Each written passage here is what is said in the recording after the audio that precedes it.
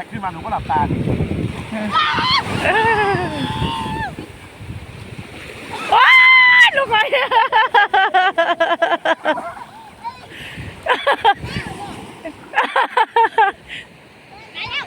มาแล้วมาแล้วมาแล้วมาแล้วมาแล้ว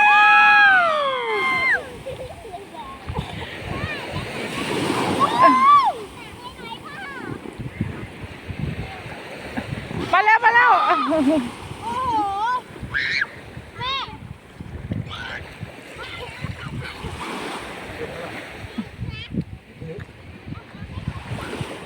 แม่ทำไมขึ้นมาจากตรงนี้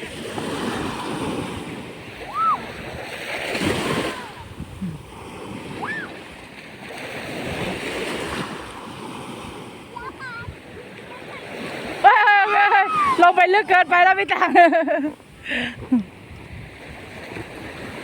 ไม่ค่อยแหลมลงไปกับน้ำนะคะแล้วก็ขึ้นมากับน้ำนะคะ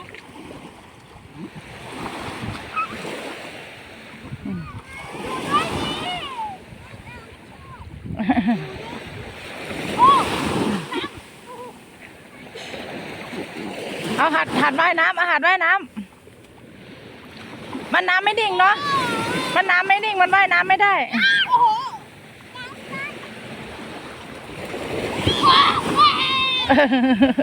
ไม่ได้ว่ายน้ำคลื่นมันยัดมันซัดเข้าฝั่งอย่างเดียวเลย